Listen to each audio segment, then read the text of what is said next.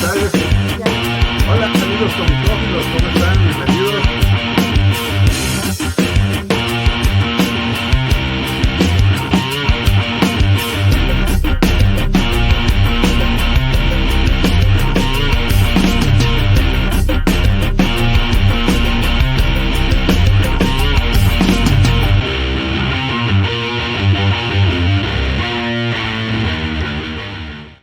Hola, hola amigos comicófilos, bienvenidos al Santuario de los Cómics y hoy tenemos un programa muy especial con unos grandes invitados, entre ellos nuestro gran amigo y admirado escritor de Conan el Bárbaro, Jim Zub, que está desde Toronto, Canadá.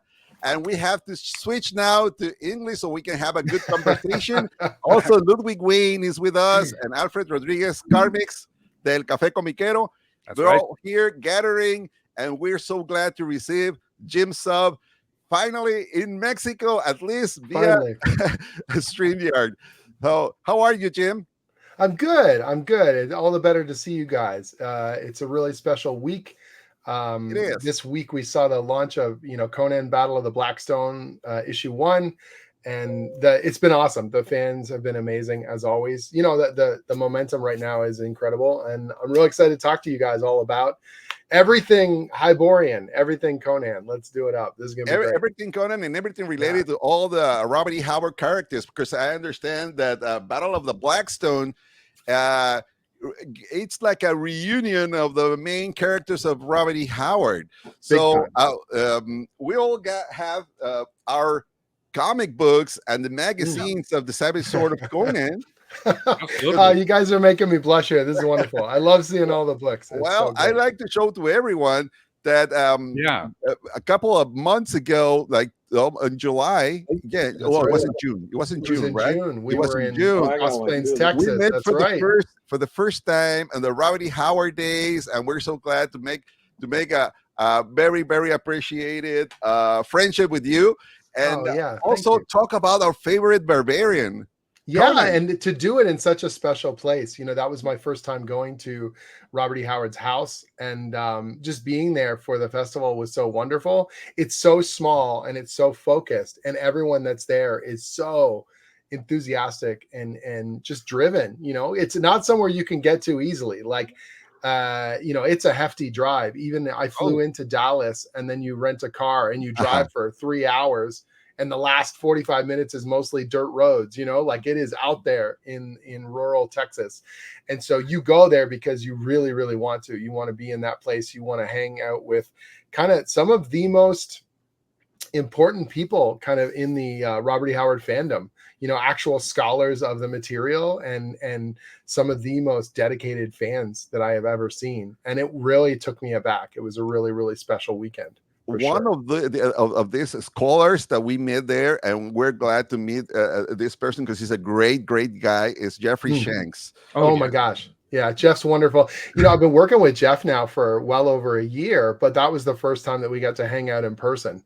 And it was weird because we had so many calls together, and we had, really gotten to know each other. But then it's all, the in person, we just bonded even more so. It was just great. The casual conversations and the work stuff that got done as well. But it was just like this real shared enthusiasm and energy just across the whole thing was wonderful. I understand that you guys during, after the evening, after the events, because it was a 2 days event, but you guys gathering together to play some games.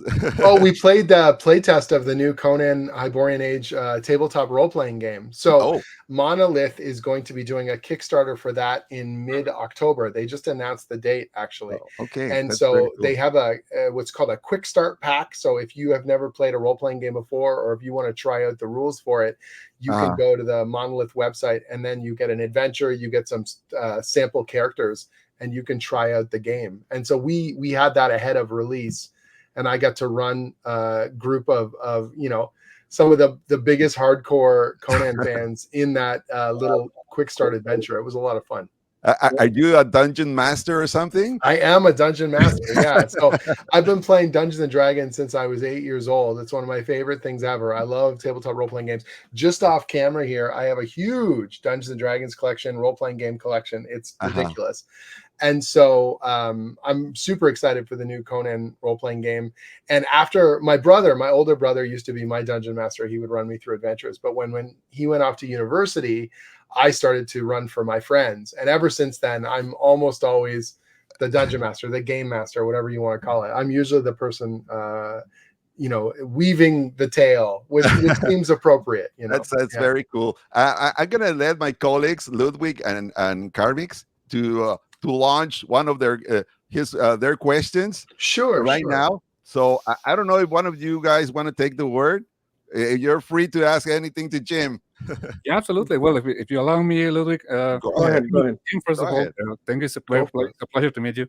And actually, Same here. That you mentioned the role-playing games. I think you mentioned that you normally are the game master or the dungeon master, the one spinning the tale and everything.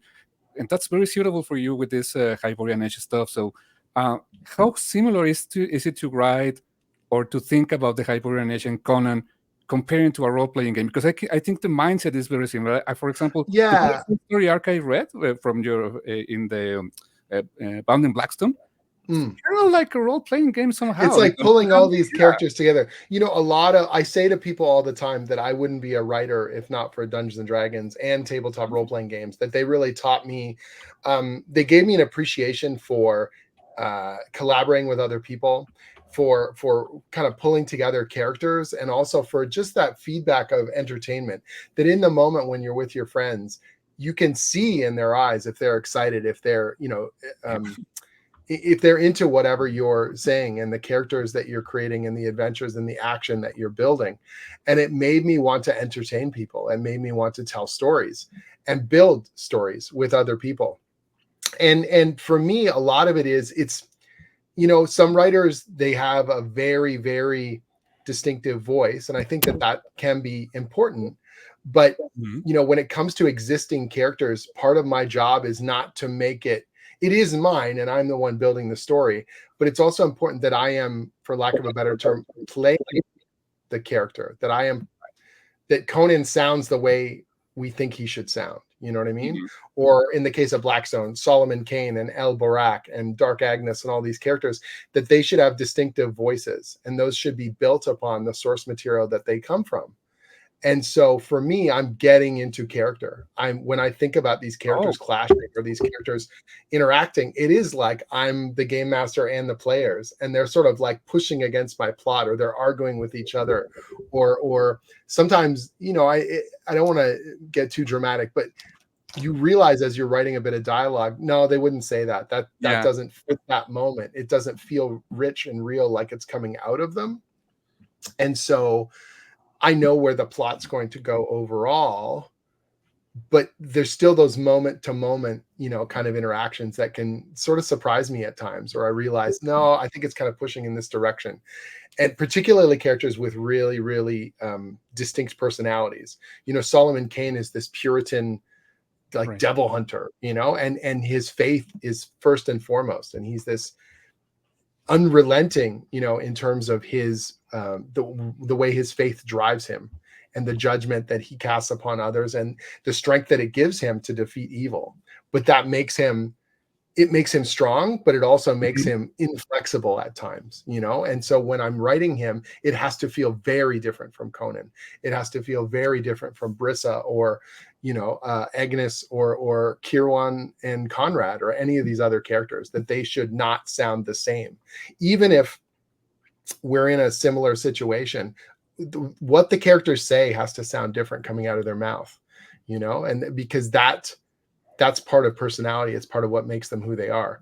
At the start of Blackstone, we've got John Kirwan and John Conrad, and they're these two occult investigators. And the vast majority of readers are not going to know who these characters are. So I've only got a few panels to establish a sense of personality and make them feel distinct from each other and interesting and worth reading, And so in that very first scene, I'm pretty happy with. The two of them are outside this club, and they're talking to each other, and they're arguing a little bit. And you can see right from the get-go that Conrad's a little more flustered, and Kirwan's got this kind of highfalutin sense of all of this is, a sign and destiny. And he's even deeper kind of into the occult thing, but more accepting of it. And Conrad, he wants to logic it out. He wants to solve it and put it down in a book and categorize it, so that even those two characters, what can I do to make them interesting and hopefully get readers to understand them in a very short space, Yeah, and in a way, I felt that these two characters that you mentioned in the first Blackstone issue, they felt like they're the ones that we should be like looking the story through the eyes of them, because they are like guiding us with their some form of the dungeon master as well, because they're showing us a little more about this world, because we got in there from Conan, because I mean we love everything, but sure, but Conan's not going to be able to see the big structure, right? These guys, whenever I use the word contemporary, I mean contemporary to the 1930s, but they're the most modern characters in the story, and they have gathered the most knowledge, you know what I mean? They're not in the past. And so in some ways, they're able to see some of the larger structures of what's happening in terms of the occult, or at least question it the way we might, as a person, as a scholar, as a reader or whatever. And it gives me a way to give that a voice. And as they're puzzling their way through these incredible events, it gives the reader a way in that's different from just following Conan's adventures, where Conan is a character who is a survivor, and he's going to carve his way through whatever the current challenge is. But in some ways, he doesn't need to know. There's a creature, he has to kill it. There's someone in danger, he has to save them. He's going to survive, as much as humanly possible. He doesn't need to know what demons and gods are doing, and he probably never will. He's almost like a force that drives its way through the story. Whereas Kierwin and Conrad, they want to understand, they want to know, they want the knowledge, and to try and figure out the big picture. And in other words, Conan is the muscle, right? Oh yeah, he's the muscle. He's the ultimate muscle, And there's other characters that are tough too. I think that's one of the things that's fun, is that once we get into the real thick of the combat, you're going to see how they approach the fights and what they do, differently. And Conan he has guile. He is not just a bulldozer. Like he's big and he's strong and he can kill, and he's very, very skilled, but he's a strategist. This is a guy who's going to become a leader of men and a king by his own hand. He's not just a brute, and he's not a fool, No, yeah. Definitely. That is actually one of the things that I think is his defining quality, is his intelligence. He's extremely astute. Yes. In the original Robert E. Howard stories in particular.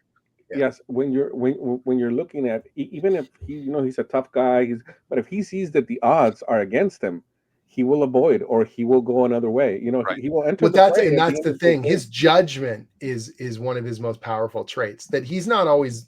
He has some book learning by the time he becomes a king. The first scene he's in Phoenix on the Sword, he's filling out a map, and he's in a scholar's room and all this sort of stuff. He's learned multiple languages, but even before that, his instincts are always really, really strong. He knows if he's in over his head. He knows if he can beat this thing or how far it can push it, and that, I think, is a quality that doesn't always get exemplified in some of the stories. If people just think of him as, oh, he's got an axe and he's going to lop someone's head off, you're like, yeah. It's amazing, because Conan is also, I mean, he's the most civilized, intelligent, and he's always like comparing this stuff, like being a barbarian versus the civilized world. He's always like rebelling against the civilized world, but he's also the most civil. I know he must. Well, he has honor to him, right? This is the difference: is that his civilization versus savagery is so core to Robert E. Howard's kind of ethos and what he's trying to show you. That the word civilization is such a loaded term. The people of these civilized cities that tell you that they are more evolved and that they are of a higher intelligence and they are of a higher class of people, they're the ones that would lie to your face and stab you in the back. Right. And the barbarian is true. He'll tell you, don't cross this line or I'll kill you. And he means it. So who do you trust? You know what I mean? Yeah. The barbarian who tells you the truth, and if he says he has your back, he actually does. Or the civilized man who will make you promises and is duplicitous and awful. Do you know what I mean? And so that's very much at the heart of these kinds of stories. So is Conan civilized? It depends on your definition. Right. In a Robert E. Howard sense, civilization is a loaded term. It's a dark term. It's a corrupting kind of a term.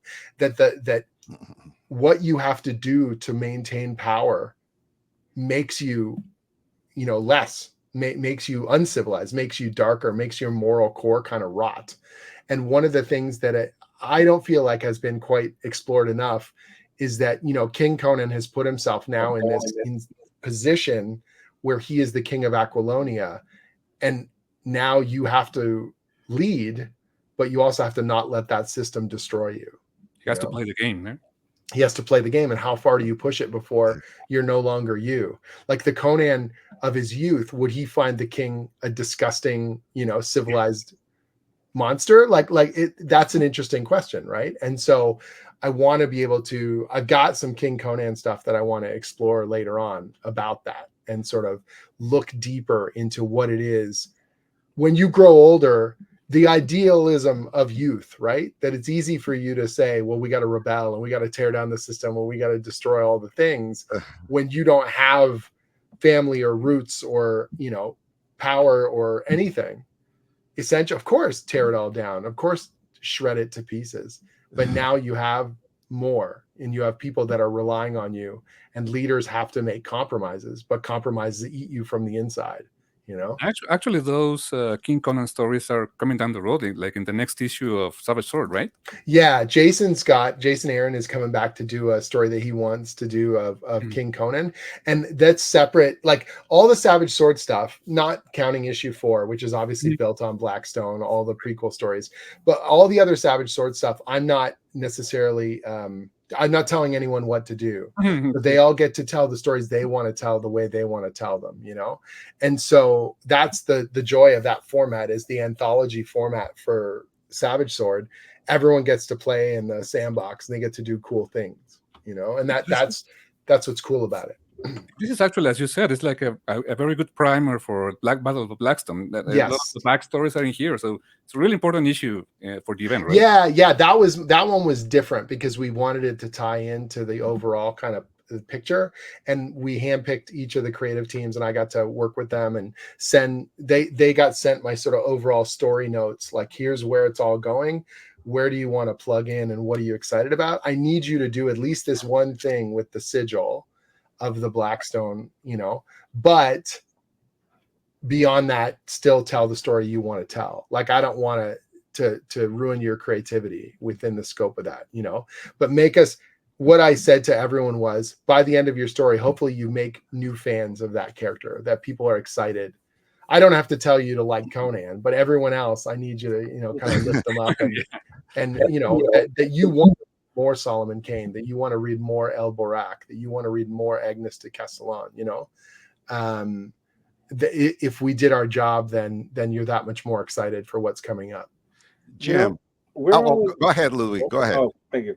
We're all incredibly excited. Obviously, the Battle of the Blackstone's coming this year. But there's something very important that I want to touch on.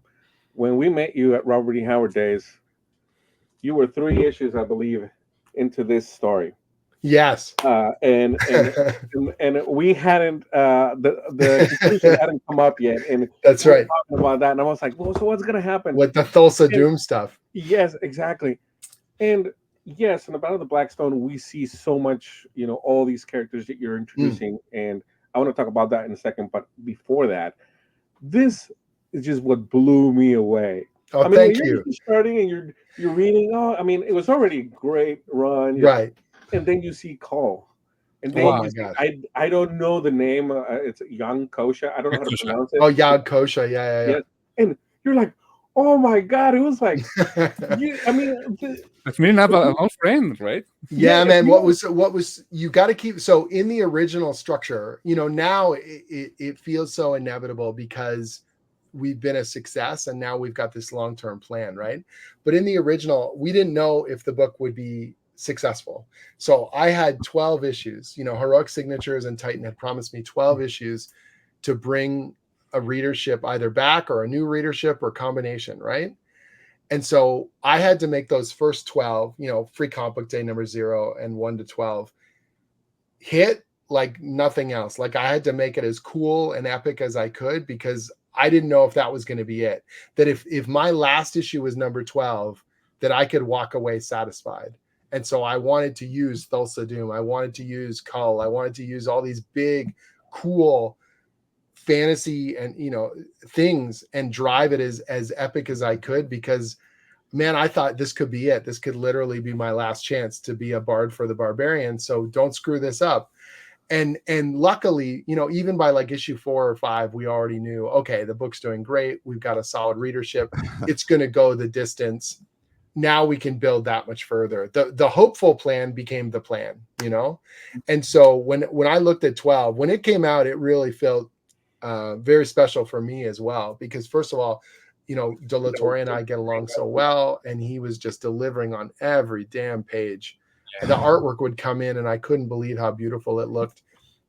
And we got to do this cool thing that I had hoped, that we got to bring Cull and Conan together in a way that felt like it worked and made them feel different from each other and gave them both stakes to do this big final fight, and then surprise you with this cosmic kind of conclusion, this dramatic, climactic, explosive thing that is satisfying on its own, that you can read The Age Unconquered, that third arc by itself, and enjoy it, but it also tees up Blackstone, that it tees up what we're doing now.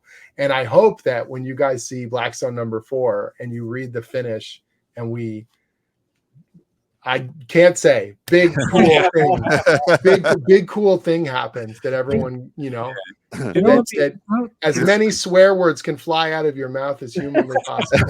And the awesome thing when you're reading this is that if you don't know anything about Conan, right? You don't know anything, and you're just like grabbing this comic book for the first time, you're completely entertained by the story. Thank you. That was so important to me too, that I wanted to play something that the hardcore fans would enjoy, but that if someone has never read Conan before, they would be satisfied and excited. And that, you're trying to strike a balance between those things. Like, I am a deep fan and I love the deep fandom, and we know each other, and you guys recognize all the cool little cameos and the fun little callbacks, but that your average person can just pick it up and go, man, that was a wild ass fantasy adventure. That was sword and sorcery on steroids. Like, that's my job. I've got to be able to entertain, and I keep saying to people, they get intimidated and they say, there's so much Conan stuff. What should I read? And I go, you can read all of it. Conan's easier to get into than Superman or Batman or Spider-Man. Conan is in a prehistory of our world, and he's got wanderlust, and everywhere he goes, there's action and adventure, and where he goes, stuff changes on the edge of his sword. That's what you need to know. I can attest to that, because we've been doing reviews for all of the arcs in my podcast, I do that with my brother, and he's not the most Conan enthusiastic, but I mean, right? He plays along. He says, yeah, let's do that, and he loves the stories. Good. And I mean, he's not very Conan savvy. I'm more Conan savvy, but we both. But that's okay. That's kind of better in some ways, that I can get a casual person to buy in. That they're excited too. That what makes me so happy. The current comic book market, a lot of fans can be very bitter and they can be very frustrated, especially when you think of what, event books, right? Like, that we're burned out on, oh yeah, it's going to be epic and nothing's ever going to be the same. But it always feels the same.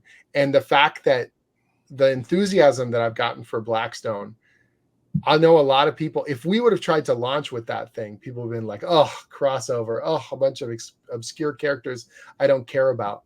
But because we've got 12 issues of, look, we're going to give you your money's worth. Look, it's going to be exciting and violent and cool, and trust. And so now, when that new Free Comic Book Day issue came out for Blackstone, we got nothing but enthusiasm from readers and nothing but enthusiasm from retailers, because we had spent the time to show you that we are, going to earn your cover price every single month. And that's super valuable. And I don't want to ever take that for granted. I don't want you to feel like we're, do you know the term resting on our laurels? Like that we're just going to slow down because now we got a readership and you guys are going to buy every issue. It's like, no, I need every issue to like get my blood pumping. you know, when I'm working on it, that I want Doug Braithwaite, you know, he sends me these wonderful emails. I sent him a script, you know, on Monday, and like on Wednesday, he sent me a wonderful message. And he was telling me how excited he was still, you know, after all these issues, he can't wait to deliver this thing. And I'm going to be in England in late October. We're going to meet up in early November. And he's just like, I just want to hang out, and I just want to talk about this stuff and raise a pint, and like, let's just, you know, like mind meld on this stuff, that we can celebrate the hard work that's come before, and we can talk about, you know, cool stuff for the future. And it feels very, very precious to me that we've got a team like that we feel like we're really bonding over doing the best damn work we can, you know. Jim, I have a couple of questions for you. Sure. Talking about the first year, the way, because when I finished, can I just say though, it sounds so good when someone says the first year. Like, I know that sounds true. It's so many books. They stop after 10 issues, 12 issues. They stop after 6 issues, you know? Yeah, well, I'm talking about the first year, because in my mind, there's no way we can have a second or a third or fourth year. Well, we know we have 3 more at the very least. 3 more years, man. Like, you have 3 more years, right? It feels so good. It feels so good to be able to plan stuff out. You know, and the way. It's great. Excuse me. Go ahead. Sorry, you know, so like you guys are reading issue 14, and I'm writing issue 24 right now. Like the comic that's the comic that's gonna be coming out like next summer. I'm working on right now. You know, oh my God, how good does that feel? You know, how great. I have no clue though. You already have a year, you know, forward. Almost. Oh my God. You know, we're working on Free Comic Book Day 2025. We're working on what the fall stuff is. So that's May, right? So that's, what are we? It's September, October, November, December. So that's 8 months from now. You know, that Free Comic Book Day, right? Like, well, but the Free Comic Book Day in 2023, basically, you use this image of Rob De La Torre. Let me tell you something. I love it. We all have it here. So there's no question. You're gathering right now. You're surrendered by Conan fans right now, super Conan fans. Thank you. But this is my question: when everything started in the first year with this image, and the last picture we saw in the issue 12 is precisely Conan riding a horse, and this is closing very well the first year. How cool is that? You planned it? It was a plan. Again, if I didn't get to do more than 12, I wanted to bookend it. I wanted it to feel like start finish, you know, because I didn't know. We didn't know for sure. It had to, right? You know, dawn and then into the night. And what was funny is if you do the page count, all of our Conan, you know, the issues normally are 22 pages, right? But that issue's 23 pages. Because I realized we had so much stuff we had to do. I said, can I please have an extra page? Because we need Rob to do the horse, you know, and there's so much other stuff we got to do. You'll be thrilled. In Blackstone #2, we have 24 pages. We added 2 extra pages because there's a scene that I wrote, and I said, I can do this in a page, but it'd be cooler if it was 3 pages. Like, it'd be way more badass. And they said, okay. You know, and that's what's great about working with Heroic and Titan is they're like, what's good for the story? What's good for the art? What's good for the finish? You know, when I saw this image and I said, there's no way that this is actuality, you know, no, it's not a coincidence. That's the word I was looking for. A coincidence. It wasn't a coincidence. It has to be something very, very planned, very well. And Rob De La Torre knew about this. So your communication with Rob De La Torre and Doug Braithwaite, and Jonas Scharf, you know, it's great. Like you are in contact every day or every week. How do you guys work? Every week. Yeah, it depends on the artist, right? So someone like Doug, for example, you know, Doug will before he starts an issue, we'll go back and forth a lot. He'll ask a bunch of questions. I'll send a bunch of visual reference. Jeff Shanks will usually get looped in if there's something more elaborate about the Hyborian age, or, you know, architecture or culture or fashion or ornamentation, like all those things. That's when Jeff gets more heavily involved. Or I'll usually ask a question. I go, I think it should look like this. Does that work, for everybody? And Chris Butera, our editor, obviously is on all those conversations. And then Doug will just go away and he'll like work for a few weeks on all the, and I say roughs, if this is just in audio and you're listening, I'm using air quotes, roughs. They're the most beautiful penciled pages. They look like they're 80% done, in his rough phase. And then we might make some very small adjustments on the roughs. If I need a little more room for dialogue or can we make a little more clarity or whatever. And then he goes off and inks the whole thing. And so Doug will deliver like a third or sometimes even half an issue all at once. Like I just get this barrage of material. I don't hear from him for a couple of weeks and then my inbox just drops, whereas someone like De La Torre is usually sending me like pairs of pages, like every 2, 3, 4 pages, I'll get them. So it's much more steady kind of flow. Constant kind of in my inbox, Jonas is another guy who just does like half an issue. Like I'll get 10 pages, 12 pages, boom, and it just like hits my inbox. But Jonas does he does thumbnails, so he does roughs. They're smaller, tight composition. You can't really see character faces, but he's got all the angles, and here's how the panels are going to lay out. And he'll do the whole issue like that in the thumbnail. And we go back and forth and, hey, I need a little bit more room or, can we space this out a bit different or whatever. I don't have to ask for much. Like they're all so professional and they're all so skilled that honestly, most of the time I've just enthusiastic, let's go, Yeah. So each artist has got their own kind of thing. I'm working with Danica Breen now. She's doing a 2-part story for our, 5th story arc. So the 5th story arc is called Twisting Loyalties, and we're doing 2-part stories, and she's doing the first 2-parter. And you guys are going to be blown away by the world that she draws. So the environment, she does beautiful, beautiful backgrounds. So it's the height of sort of Belit and Conan's pirate fame, and they've docked in this port where no one knows that the Tigress is there, and they're sort of secretly in the town.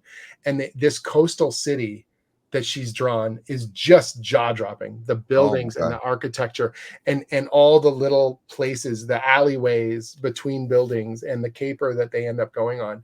She is making this place feel alive in a way that I have not seen in a Conan comic in a long, long time.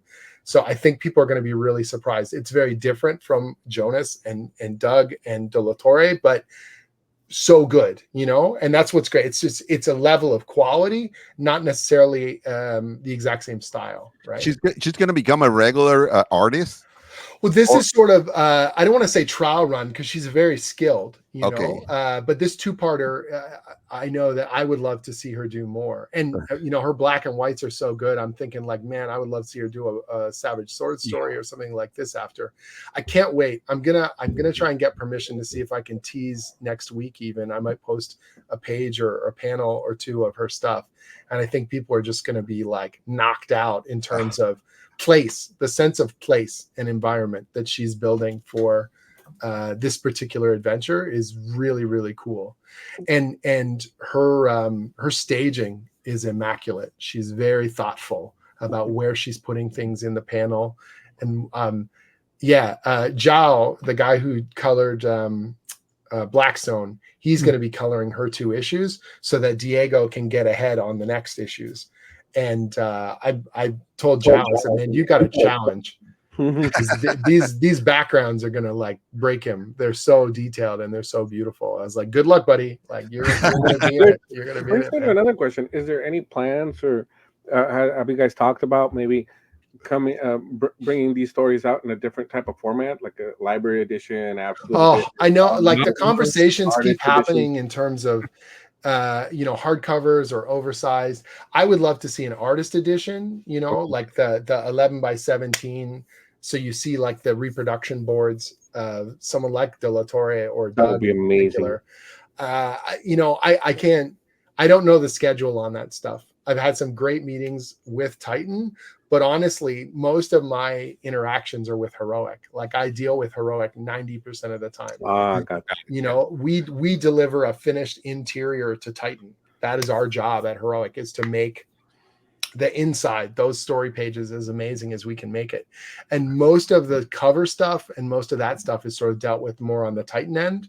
Like Heroic is hiring certain artists for the covers and things like that. But there's sometimes I'm so busy on the interiors, I occasionally don't see a cover until the solicits come out. So when you guys see the cover, some of those covers, I'm like, oh, I didn't know we were getting so-and-so to do a cover. That's crazy, you know, because I'm so busy on the interiors, especially right now where I'm juggling the mini series, you know, Blackstone final, sending them off to print and proofing and all that stuff, planning for the future, the monthly book where we have multiple art teams. So, you know, we're proofing. Like monthly comic book production's crazy normally because you're planning whatever, you know, 6, 7, 8 months ahead, sometimes more. You're writing, getting approval on concepts, then you're writing scripts. Page roughs are coming in, line art's coming in, colors are coming in, but all for different issues, right? And then those are all going off to print, and then it moves to the next part of the pipeline. So the one that was roughs is now line art. The one that was line art is now colors. Yeah. The one that was colors is now lettering. The one that was lettering, that's been printed. And everything moves forward one slot, and then a new one enters the chain, you know? So you're not just looking at one issue, you're looking at 4 to 5 different issues at a time simultaneously, and remembering, okay, which one is this in order? Where are we in the chain, you know? And I'm trying to write ahead, and I'm writing for multiple artists. So you're like, you know, Jonas works differently than Danica, who works differently than Doug, who's working differently than De La Torre. You know, De La Torre stepped away right now because he's doing a Savage Sword story with Roy Thomas. Oh, that's cool. That's very cool. We announced that at San Diego. So he's doing a black and white story with Roy. And so he's kind of out of the loop right now. But when he finishes that up, then where does he come back into the mix? And you know, what are we doing next? I kind of know, but we're waiting to see, you know, the schedule and then get him back in the groove. So it's a lot. It's a lot. All these different issues are moving through the pipeline, you know. And also, you mentioned that you mentioned different artists. I heard in an interview you did that De La Torre works more Marvel style. Big time. Yeah, and where Doug is full script. So how do you adapt as a writer to the different needs of your artists? Yeah, so it's funny. Most of them right now are Marvel style. So, you know, I do it for Conan. So De La Torre is obviously Marvel style. That's what he wanted, and that's what I wanted to be able to give him the flexibility. Mm-hmm. Doug wanted full script. He really likes he wants to see particularly how much dialogue is going to go in every panel, and the lyricism, you know, of the narration and stuff like that. I asked Jonas what he wanted, and he said he'd never done Marvel style, but he said it sounded like a cool challenge. Mm-hmm. So we did the Free Comic Book Day issue Marvel style, and he liked it. So we did Blackstone like that the whole way. So, for example, I'm finalizing issue 4 of Blackstone lettering script, but the line art's all done. The book's finished. I'm just finalizing dialogue for it. And then Danica, I said the same thing. I said, you know, what do you feel like? And she said, I just want to do whatever you want. And I said, you know, I'm really curious, you as a storyteller, do you want to try this Marvel style where you pick the number of panels? And if you don't like it, we can switch, you know? And so she roughed out the first half of the first issue, and it looked great. I think she was more nervous about it than I was. You know, she sent in the roughs. I said, no, it's all working wonderfully. You know, and so I said, let's do it until you're not comfortable, or if you are comfortable, let's just keep it going. So I want the artist to know that they're central to my, I want to play to their strengths. Whatever they want, I want them to be happy, because the visuals are so important, you know? Yeah.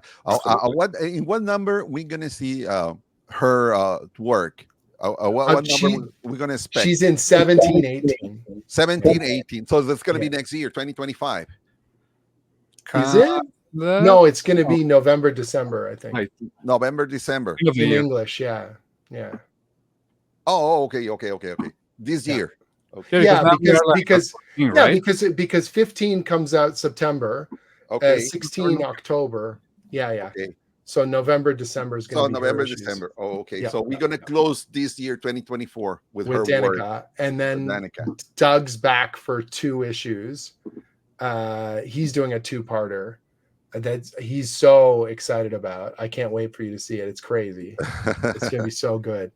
And then I'll tell you guys get a little bit of a scoop here. So the Savage Sword #4, Fernando Dagnino, the guy that he did the Blackstone, the Conan story in Savage Sword 4, he's coming onto the monthly. Yeah, that's good. He's from Spain too, right? Yeah, De La Torre turned me on to his stuff. So he basically said, my friend Fernando, you got to see his stuff. And I was like, well, send it to me. And he sent me some of his commission stuff and some of his other pages. And I was like, what the hell? He had done some of these European graphic novels and they were so good.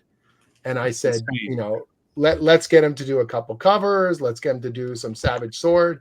And as soon as he finished that Savage Sword story, I was like, man, I want to keep working with this guy. He's really something special too. So you're gonna see more Dagnino for sure. Look at these pages of Dagnino. He's wicked. He's wicked. I want you to imagine that, but with Diego's colors. It's gonna be gorgeous. Yeah, he's gonna crush it. I see all the time when I see your Facebook page. Now I'm going here. Now I'm going to this convention. I mean, it's the price of fame, and at first I don't know about fame, but yeah. But doesn't it get exhausting after a while?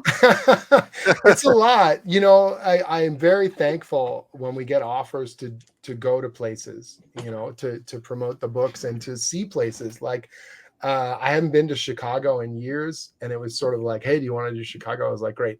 And then while I'm in so here's the thing. It used to be more exhausting than it is now, and I'll explain why. I've been in the comic industry, depending on how you want to measure it, about 20 years. But I was, I worked as an editor and a project manager and a colorist and an illustrator, and then I moved over into writing. Most people didn't start seeing me or thinking of me as a writer until probably 2009, 2010, and maybe not even then. If you're looking at Marvel stuff, we're talking 2014, 2015, so I've been around for a while in different roles.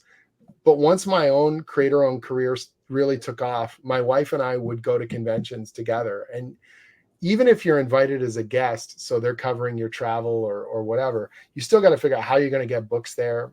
And then after the show's over, how are you going to get books home, and how are you going to organize this stuff, and what favors are you calling in to get things there and do all that, negotiate with all these conventions. And my wife did a lot of that, and it was very exhausting work because you're constantly planning and talking and scheming and looking at the calendar like it's Tetris and you're filling every single box, And so we did obviously there was lockdowns during the pandemic. And so we stopped doing conventions for almost 2 years. And then we came out of it, and she and I did 2 conventions, and she looked at me and she said, I can't do this anymore. I can't do the planning. It's too much. We're getting older and this is exhausting, and your career is in a great place, but in some ways it's even more difficult because you're getting so many offers, and that's not her job. Like that's, we're a team, we're a married couple, and we do the best we can for each other, but that's a lot. And so there was an agency called Comic Sketch Art, and they were repping a bunch of my friends, and they do all the negotiation with the convention, and you travel with your friends and fellow professionals, and they set up the stuff, and they bring the books, and so then you're not breaking your back. You got more energy to spend talking to people and meeting them and shaking hands and signing books, which is why I want to go to the show. I don't want to go to okay, let's make some money and whatever. But like, I don't want to haul boxes. I don't want to, I don't care if I make less money, but I can do more events because I'm not worn out. I would finish some of these conventions and I would need like 2 days to recover. You do San Diego and you get home and you're like, I need another week just to, But now, if someone else is hauling the boxes and negotiating and figuring all that stuff out, I can usually come home and maybe a half day, but I can get back to it. I can get back to work, or the first day I arrive at a convention, it's already set up for me. I can go to my hotel and do a little work, have dinner with some friends, and be ready for the show the next day, you know? And so now I feel really thankful that I've got, it sounds corny to say I've got people that that's their job. Their job is to set that stuff up and to run it, you know, because I don't think I could do it at this level. Like you said, it's crazy. You look at those Facebook posts and I'm on a plane and I'm out the door and I look at my schedule and I'm like, oh, it's going to be a lot of fun. Whereas I used to look at it and go, it's going to be fun, but man, this is going to kick my ass. And so now it's like, it feels more doable. You know, we've got this, we're doing a convention in Wisconsin for Dungeons and Dragons stuff in mid-October. And literally I get home from that convention and we have one day to pack. And then we're on a flight to England. And then I'm doing London, England. And then I'm taking, Titan is based in London. So we're going to the head office and I'm going to finally meet a bunch of the people there who I only know over emails. And then I'm going to get on the train and we're going to go north to Newcastle. And I'm doing a Dungeons and Dragons event in a castle, which is going to be crazy. Wow, that's very cool. And then we're going to do more signings around there. And then I'm going to go up to Scotland because I've never been and I really want to go, you know? And so it's like, if I think of that 4 years ago, if we had to plan that all ourselves, I would be like wanting to throw up because it's so much work and it's so much organization. But now it's going to be like, okay, well, those guys are taking care of that. I'm just telling them what cities we're going to be in. And then they figure out, okay, you got to ship stuff there and that's got to be there to meet Jim. And we're going to send a rep up there and they're going to set up and they're going to do all that stuff. And then Jim shows up to the hotel and he gets his, badge for the convention and he's set. You know, that's their job. That's the way that's supposed to work. Jim, I was talking with some guys in my I have a Facebook group of my own channel, my own from El Santuario. So we were talking about the possibility that you can come to in Mexico City to a convention, a comic book convention. Right. Is it possible? You've never been? I've never been. No. But so I know that both negotiations should be through you or through an No, it's going to be through Comic Sketch Art. So what they'll do, because they rep like 50 different creators. So like Chip Zdarsky, they rep him. They rep Scott Snyder. You know, they rep like all these different creators. If you go to the comicsketchart.com, they have a list of all the Greg Capullo and Frank Miller, like all these, people. And so what it sort of goes both ways. A convention can reach out to them and go, hey, we really want Jim. And they might say, I bet you there's 5 other creators that have always wanted to go to Mexico City. And we'll ask Jim too. Here's what needs to be covered. We got to check the dates. If his wife wants to come to Mexico, will the flight cover for that and things like that too. And then they'll say, do you want us to put together a package? So then you say, well, we want 5 creators. We want one guy who's worked on Superman and someone who's does X-Men. And then they come back and they say, do you want these people? These people are available. Here's the budget. And then that all gets negotiated out. Okay. So it works that way. Because in my mind, there's a huge convention. Well, there's several, but one of the main ones, they call La Mole. So in La Mole, it's very, very popular, especially with prices, for the fans. But the thing is, I was thinking, why don't we do a Conan event in so what time of year is that? What time of year is it? This month, March. They have 2 shows a year. March. Okay. March. So then it's like now is, in October, like 5-6 months ahead is a good time to negotiate that stuff out, right? Because I just got my list. I got a list of 2025 conventions that Comic Sketch Art sent me. And then I added a couple into my calendar. And we haven't booked any of them yet, but we're now talking to shows. Like now is the time that we start booking and looking at and you're trying to also geographically figure it out. Like if I'm going to be on the West Coast, I don't want to go back and forth. Of course, yeah. So you've never been to Mexico? I have never been to Mexico. How? But you've been to the San Diego Comic-Con for years. I know. But you've got to keep in mind, even San Diego, like I'd never seen the city of San Diego. I've never been to the San Diego Zoo. You go to the airport, you go to the hotel, you go to the convention center. Jim, I know the gas. I know. You Next go to the time you gas come lamp down to San district. Diego, just call Yeah. us. We will guide. We will Call us, take you yes, I over. appreciate call it. I us. appreciate We it. will take But you. you got to keep in mind. I know the gas lamp district. You know where the San Diego Convention Center is. I Uh-huh. know that like 12 block radius, like the back of my hand. I know every bar and restaurant because I've been to them. Uh-huh. But I don't know anything north of that. I don't know Oh my God. anything There's because so you much just more do the to show. see in downtown Seaport Village to San Diego Sure. Zoo. Like I did Chicago, you know, last month, and they got me in a day early because the way the flights worked out. So I got to grab the subway and I went downtown Chicago for the first time ever. I went to a couple comic book stores. I just popped my head in and said hello. I went to the galleries. I went to the museums. I'd never seen Chicago. I've been to Chicago Comic-Con probably 6 times, but I'd never seen the city of Chicago because you're in a bubble. You know, you're hanging out with friends and you're at the hotel and then you're out at a bar and then you're at the convention. And that's kind of it. Like you just don't get to see a lot of the places. If I go to if I go really far away, like if I go overseas, we build in sightseeing because whatever, I'm flying 9 hours or something. I want to do more than just do a 3-day convention. I want to like see stuff. Yeah. Like, I went to Paris Comic-Con in 2019. My wife and I built in like 4 days of Paris. Like I took my wife to France thanks to comics. It's amazing. But let's really see it. Let's go to Versailles. Let's go to the museums and the galleries and all that stuff. You also went to Japan, right? I've gone to Japan a dozen times. I love it. I love Japan. I went to Japan for my honeymoon. I did a creator-owned series at Image called Wayward. And almost every year we were publishing Wayward, I went to Japan because Steven, my artist, lives in Yokohama. So I could go for research. I could just like go around the country and marinate in it. And I absolutely love it. So yeah, Japan's wonderful.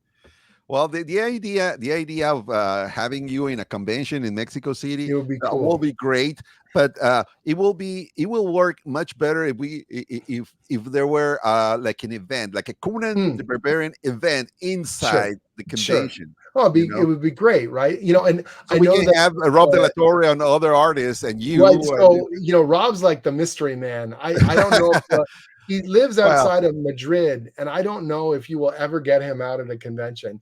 Because I feel bad sometimes because I want people to see him and I want people to celebrate his work, and he barely does any interviews and he doesn't do video, and like he's like the mystery man making these magic pages.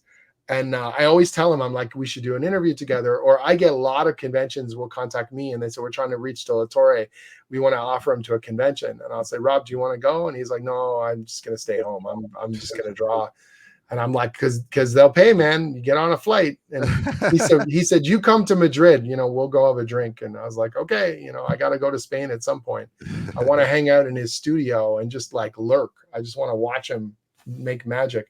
What's going to be great is going up north because Doug lives in northern England, so we're going to hang out and have dinners and do a couple signings I think up there, which is going to be a lot of fun. So yeah, it's going to be cool. I met Doug before. I met Doug years ago. I was just a fan of his, and we were at a convention and I was just like gawking at his work. Getting to work with him and now becoming, so close over it feels really special. Hopefully we can meet Doug Brightway because I think he can travel a little bit more than I think he's a little more open to that than probably De La Torre. That doesn't mean that Rob will never do it. I slowly kind of nudge him every so often, like, come on, man, let's do the thing. But you never meet him in person? I have not. I have not. No. Oh, okay. I would love to. Obviously, I would love to do a lot more European shows because we're in so many languages. I know the South American fans, they really want me to come to South America. So it would be cool to go to, Brazil or something. Brazil is very important in Comic-Con convention. Man, those Brazilian fans too. Holy crap. They're so passionate. It's very, very it's like intimidating. They're like really, really into it. And it's really enthusiastic and it's wonderful. But, I worry. I'm like, geez, I hope I can live up to your expectations. You guys are really. Wait till you get a lot of the Mexican fandom. Yeah. It's great, man. Like I love the passion for the character. He's older than Superman. There's a real legacy there that's very special to be a part of it. The number of readers I get to meet right now who are like as old as my dad, and they've been collecting, since the 70s, the comics, or they've been reading, for decades, the novels and the original stuff. And they come to me very passionate and they tell me that they're having so much fun reading the new books. Yeah, those ones I saw when you guys are so cool. Yeah, the these are the original. same copies That's right. we give you on That's Robert right. Howard It's so Day. cool. The original, What do you even think? before Roy Thomas, right? Yeah. What do you think about this comics? What do you I think think it's about? amazing to think again about that legacy, that this stuff has been around for so long and it's had this incredible cultural effect, like right now, there's this thing, I'm sure you've seen the post called Cimmerian September. All these people are Yeah. rereading the Conan stories, and I've read them all before, but now it takes on such different significance for me because I'm the guy writing it. So now I look with such a different eye for those stories and the words and the dialogue. And an appreciation for it's incredible.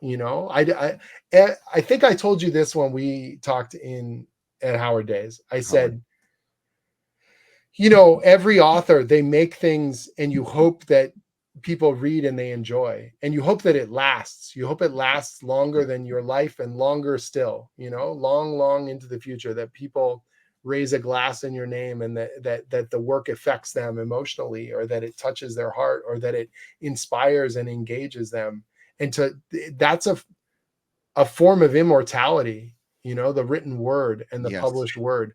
Yeah. And to think this guy who lived in a town of less than 1,000 people, punching away on his typewriter, made stories, and the poetry in his words still affects us. It still grabs us after all these years. That is a really cool thing. That is an amazing thing to think about, I told you that interview in Cross Plains when we were there.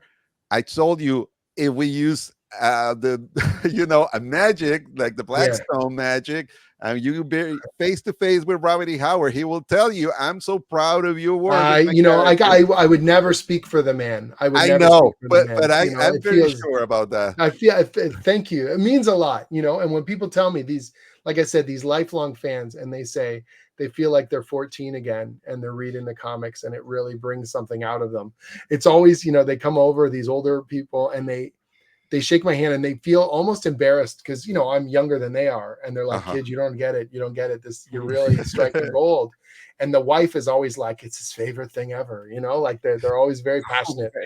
And I love hearing it. I'm not laughing. I don't think it's like embarrassing at all. I think it's really touching, and it's very, it really reminds you how wide this thing is, how big it can be. It's generational. I think I like the way you express, Jim, because you're very humble, but they're in your hands. In your hands are the fate of these characters right now.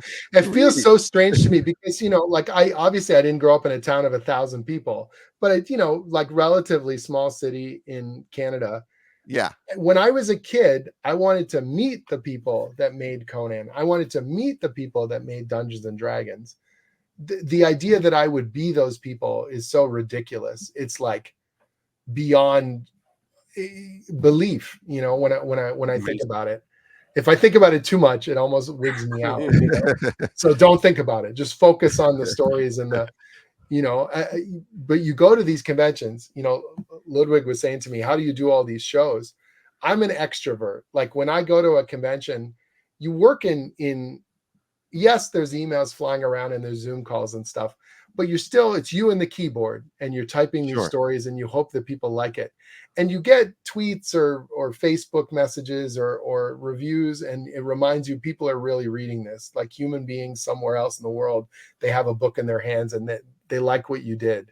But there's nothing that quite replaces meeting some of those people in person, shaking their hand or signing a book or talking enthusiastically about it in person, and knowing that you have made an effect on them, and that they, I had someone in Toronto. That's a very big convention. And they said, you're the number one reason I came to this show.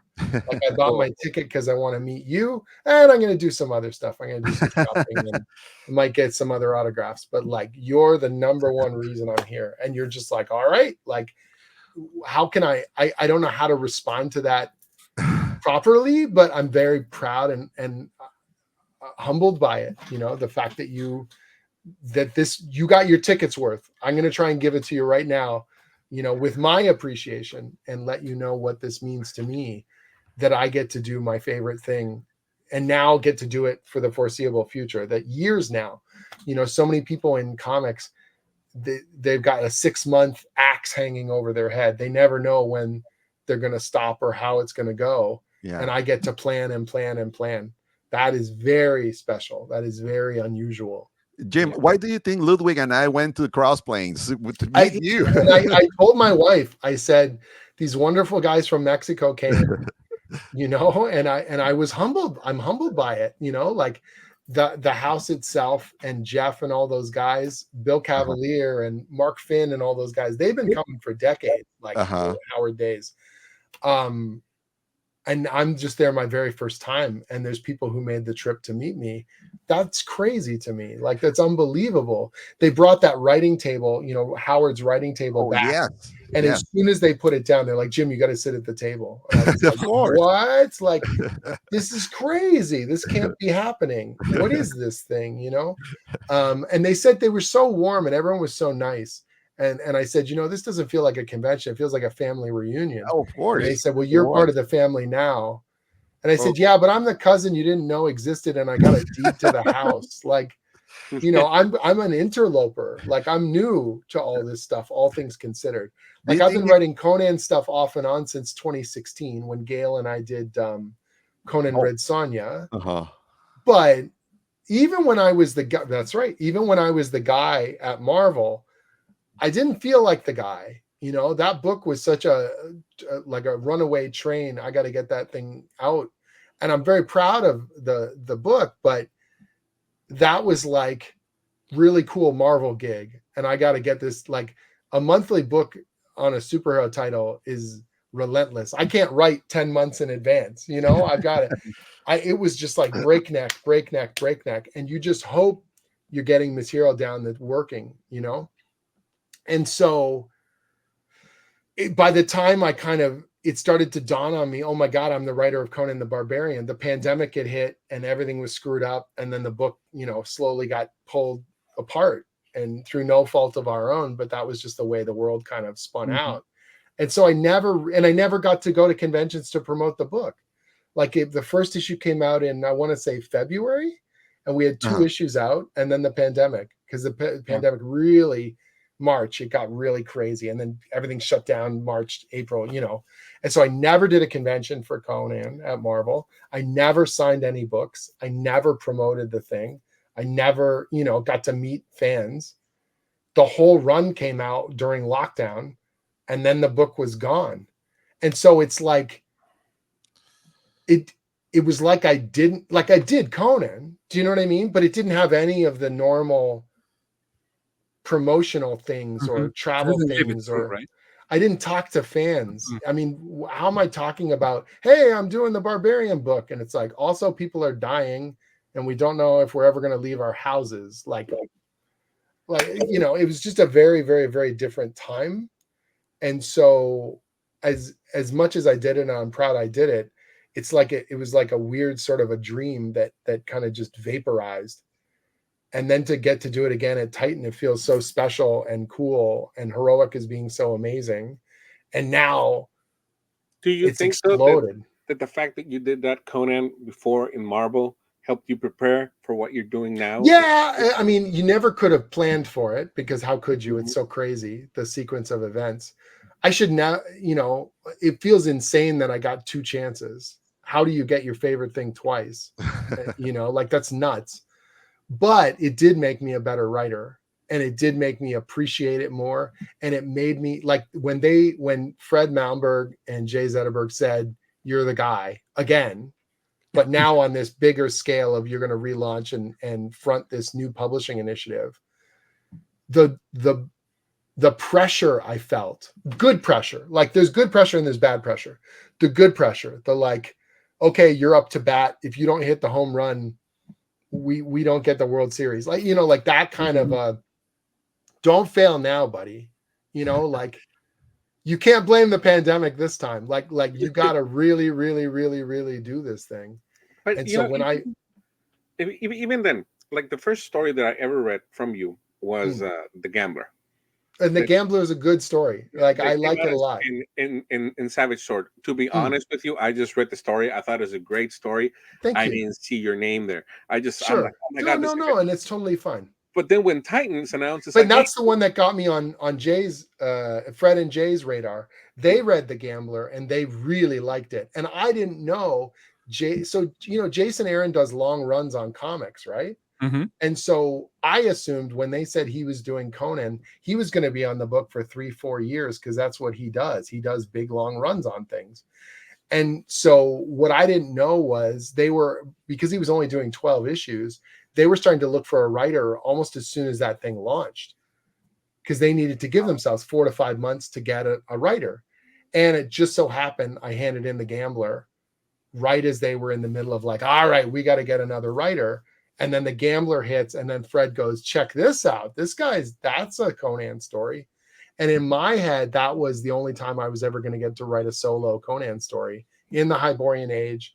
No tethers, no Avengers, no crossovers, just pure, as close as I could, what I thought a Howard story was, you know, that had the violence and the explosive and the Conan, you know, that isn't just the berserker barbarian, but that he's thoughtful and careful. He's in over his head and he's fallible and human. He can fail, but you want him to win. You know, that was what I wanted. And then when he kicks ass, you want to cheer, you know. Exactly. Yeah. And Zurcher drew the hell out of it, obviously, which makes it all work. So when I saw the Titan news that, Jim Sub's going to be the lead writer, and I'm like, who's Jim Sub? And then I see in the credits, it's the guy that did The Gambler. That's going to be amazing. That's so funny. I know a bunch of people, I think that announcement, when they initially said it, a bunch of people were really glum about it. They were like, he just did it at Marvel. Nobody cared, like, and I thought, oh my God, how are we going to, we got to pull this off. Like, which leads me up to my second question. Why do you think that this run that you've initiated has not only been so successful, but there's just so much emotion from the fans? Sure. Yeah. The relaunch that Marvel did a few years ago didn't have nearly the same. I mean, I can't really speak for, it's not for me to speak. I don't know the exact sales numbers that Marvel had. I don't know, and I don't want to, I understand it's natural to compare, right? But it's like, I don't want to sit here and tit for tat and just be like, well, we did it better, or we're doing whatever. It's like, all I can tell you is from my point of view, like personally, I felt we had a unique opportunity that we were coming in on the ground floor super fresh, and we could make choices about what to keep and what to jettison, what to get rid of, in terms of the past and in terms of what is the purest comic of Conan. Why do people love John Buscema? Why do people love Roy Thomas? But we can't just retell the same stories. We can do things in a modern way in terms of printing and fidelity and a mature reader's book that you've never seen before. We can make it feel pulpy like a Robert E. Howard Weird Tales story, but I'm going to give you, Frazetta by way of Big John Buscema with a dash of, like Thoth and all these guys that Rob is the linchpin for a lot of that stuff. If you would have had a different artist, I don't know if it would have had the same impact. And that's not just me being humble. Like, I can write the hell out of this, but the visuals are so critical to Conan. There's a reason why Savage Sword was just a killer. Why the number of amazing artists, Barry Windsor Smith and your Frank Frazetta and your John Buscema and on and on and on. These artists that the character inspired them and the story inspired them, and they brought their best to the page. And Rob brought his best to the page, and Doug brings his best to the page, and Jonas is bringing his best to the page. And so I think I'm writing a better Conan than before, and that's experience and momentum and a greater appreciation for the legacy. But I am nothing without those artists. The scariest bit for me was writing the prose story in Savage Sword #1. I wrote the short story. Right, Because in the desert.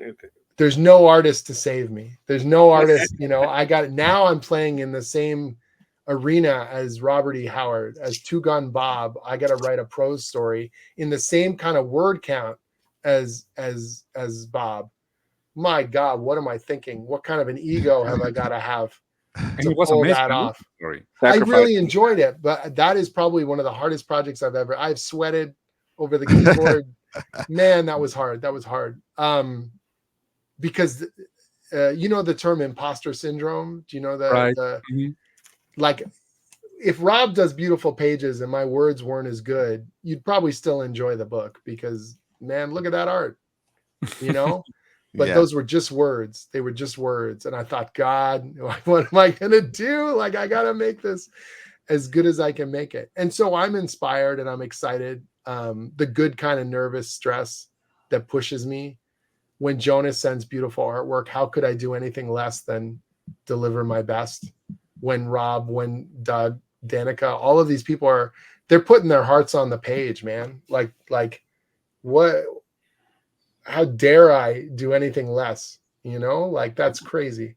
And it's easier when the book's a hit. Like, it's easy. It is. When people are excited, I get tagged on every Conan thing now, every video game, every article, every weird toy, and cool, great. I love it.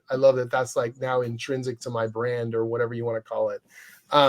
It's a hell of a lot easier to get up in the morning and motivate yourself because you're like, man, the people are reading. They love it. I love it. And I still do. And I never want to stop loving it, but it's a hell of a lot easier.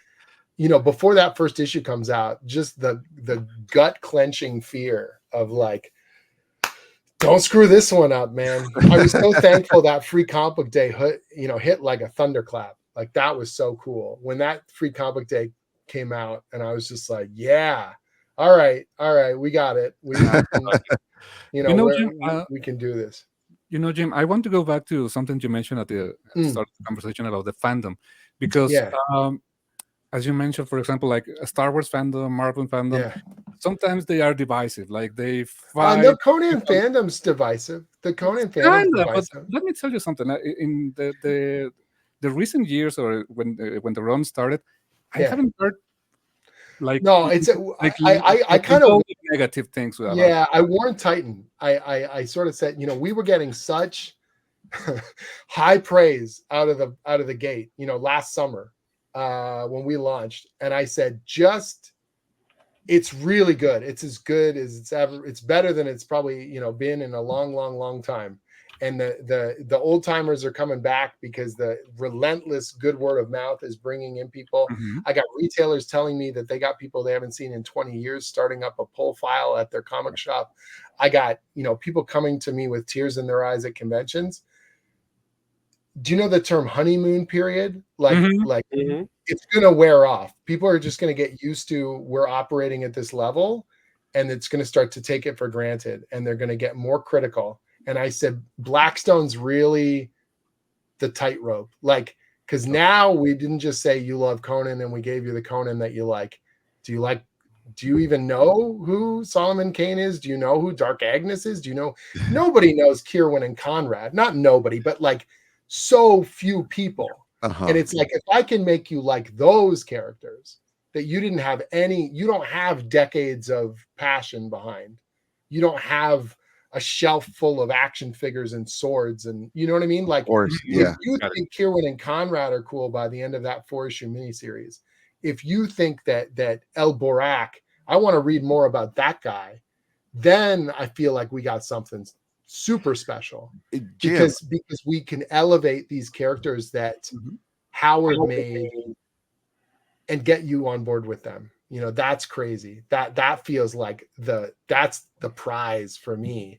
Not that this other stuff isn't, but like I get the benefit of the Atlantean sword and all your passion and the best soundtrack in movies and, you know, decades worth of Frank Frazetta artwork.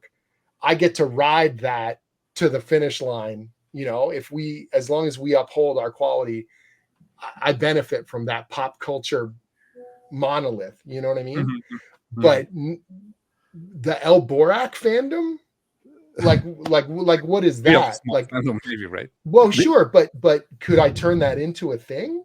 Could people Mm-hmm. actually want that if we do it cool? If we make him irresistibly, you know, cool and adventurous and awesome, that feels like that's uncharted territory. You know, that's what's really cool to me about the potential.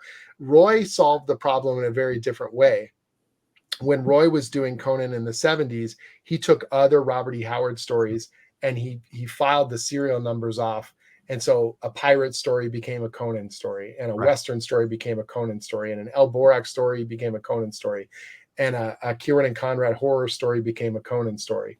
And that was a solution, and it worked very well. But now I'm saying I want you to like them for who they are in their time period, and we're going to tie it all together, you know? That's great. Yeah, in that in terms of these characters, if they work the way you expected, there's a possibility. Or Brissa. I mean, that's the craziest one because that's a character we made. Yeah. You create Brissa, but I mean the other Robert E. Howard characters. Do you think there's a possibility we have a comic book title for Kieran and Conrad or? I mean, I don't want to get so, you know, I think it's presumptuous. You couldn't. It's almost impossible that you could do monthly books for all these characters. Of course, I'm saying, and the fandom's wallet only goes so far. And it's like, I feel, you know, I told them really early on. I said, no one's buying Savage Sword until the monthly book is killer. Until we build trust with the monthly book, you don't dare launch Savage Sword because it's too much too soon. And I will say this about Marvel. I feel like they released too much too soon. That they assumed that people were going to buy 4 books a month right out of the gate. And that was, in some ways, it was very, their enthusiasm was because they thought it could. Publishers don't release books they don't think are going to sell. You know what I mean? That they thought they could instantly have a new franchise, 4, 5, 6 books a month. And you're like, whoa. Is the main book like killer? Like, and so I felt like the fan base definitely they were a lot more critical of like, how many books do you expect us to buy? And I said, just one book a month, just one book a month. And it's going to come out every month and it's going to be awesome. And then when we do that for 6, 7 months, okay, now we got this magazine every other month. And it's like the magazine from when you were a kid, but like old and new. It's got that feeling. I pulled that Jusco book out of the box and it's like a time capsule, but my name's on it. You know, like that's crazy. Sure. It's so cool. And then trust. Okay, you trust Savage Sword and you trust Conan the Barbarian. This is the next level of trust. Will you read Conan on this bigger, you know, mini series crossing over with these other characters? So this is the next level. So to answer your question, believe it or not, I am going to answer your question. if the trust is built and if Blackstone works 4 issues and people go, man, that was a banger, I absolutely loved it. Maybe, you know, then you do a mini series with an El Borak, or you do a mini series with a Solomon Kane or Agnes. And then it's trust, you know. And that's where my question comes in, because when you're writing these books, you write Conan, you write the main book as Conan, and then you introduce characters. Any chance that we'd ever see a Solomon Kane story just stand alone by you or something like that? Yes. I know Patch Zurcher like loves Solomon Kane, and he did the one that's in Savage Sword, which is awesome. It was great, man, and he loves doing that. And I don't want to I could do a cool Solomon Kane story, but I don't want to also intrude on the future plans that he's got. So I'm going to use Solomon Kane. He's part of my big mythic structure of stuff we're going to do. And I'm sure at some point I'll have a solo story, you know, down the road. I would be more than happy to do it. But I also don't want to overshadow Patch, because I think Patch is doing killer work. He's done the homework. He's working his ass off. He loves writing and drawing his own story. And that's his playground also to play in. So when he did the Blackstone story for the Savage Sword issue, I just said, I need the sigil. I need this plot point. Use it like this. Everything else is up to you, man. Like just give me this nugget, and then you get to mine everything else however you want. Yeah, because and after so Conan, Solomon Kane is yeah, me probably my favorite character of his property. So the one character, I will tell you this, a bunch of people have pitched Bran McMorn for Savage Sword, and I kind of told everyone to go away because Bran, I have a plan for. I got a plan for Bran. I got a plan for Bran. And so I just you got to let me do my thing first. It's really important to the big picture. And then once I do that, okay, come on in and do your Bran McMorn story. But the first Bran McMorn thing out of the gate, I got a very distinct idea how that's going to work and why. And it plays into the aftermath of everything you're going to be reading, in the months ahead. And so I try not to be like, I don't want to get in people's faces or stop them from telling the stories they want to tell in Savage Sword, but I'm protective of that one little piece because it's important to the big picture. So yeah. Maybe this is not a pitch by any way, but you know what? Which character I find really interesting, and like I think there could be like great stories with it. It's James Allison, because he's like oh my god, he's like an incarnation of Robert E. Howard. Actually, it's so cool, man. Like, and there's only the 3 stories, you finished stories that were published, right? So there's Marchers of Valhalla, there's Valley of the Worm, and then this is bad. I can't remember the name of the third one. It's right on the tip of my tongue. I'm going to think of it and I'm going to like yell it out loud randomly during our interview here. But it's like James Allison he might be the first meta character in fiction. He's the self-insert, now it's like an insult, but like he's like Robert E. Howard's raw fears about the creative career and dying alone and unfulfilled, and the reflections of these stories of who he is and what he could be and what he has done. And I think that that's really cool, and really there's a reason why I used him here and why I used him when I did Serpent War.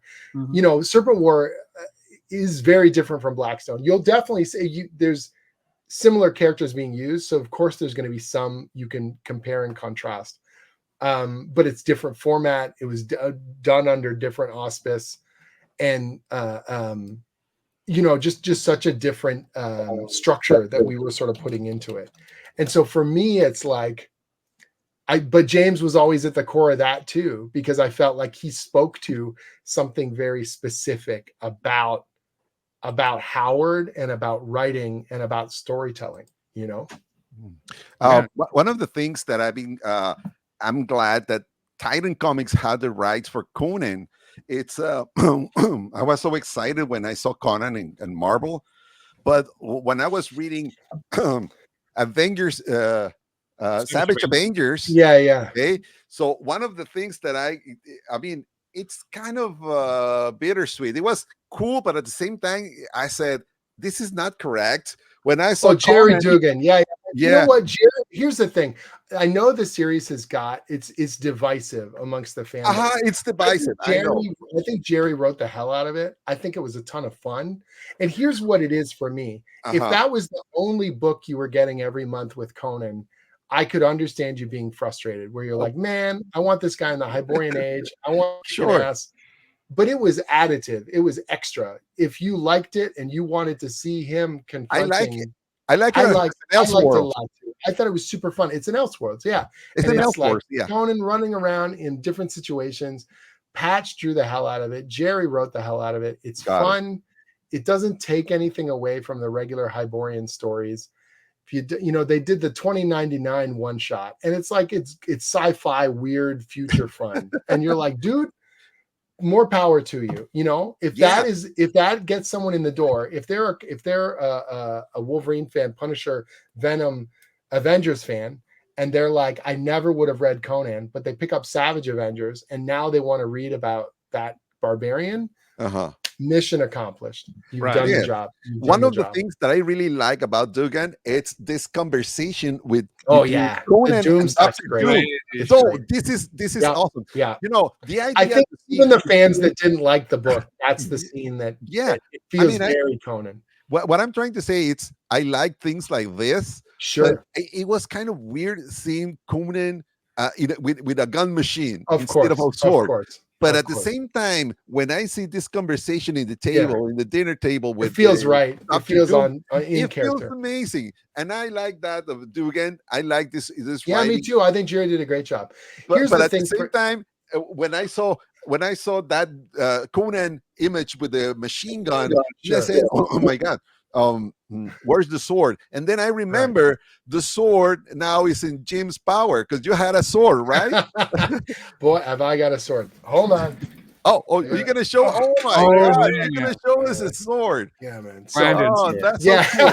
That's so cool. That's why Conan has to use a gun machine because you got the sword. That's right, because I got the sword, man. Yeah, it's like it's Tell us the story about that sword, please. okay. Now I'm a little embarrassed about it.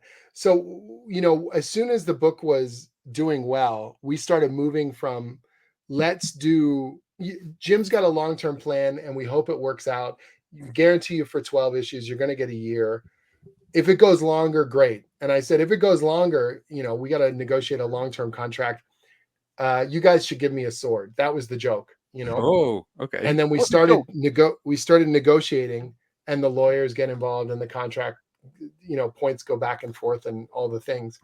And we're getting near the end. We figured out the terms and the deadlines and the money and all the stuff that has to happen legally for people, you know, to do the contract thing. Yeah. And one of the accountant guys says, "Is there anything else?" And I said, "Well, I thought there was some talk there about a sword." and I'm joking, you know, I'm joking about the sword. I'm joking about it. But I realized, so then they say, "Are you serious about the sword? Are you for real?" And I said, I wasn't at first, but now I kind of am, you know, like because it would mean a lot. It would mean a lot to me and it would be really special.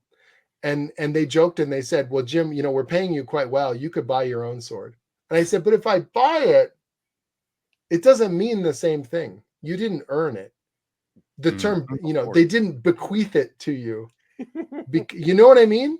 Yeah, and any fan can buy. Anyone can buy a sword. Yeah, of course. But the guys that own Conan the Barbarian thought I deserved it. Oh. And that's an egotistical thing. Yeah. But we've been working really, really hard for like 2 years, you know, and we've been putting our hearts into it.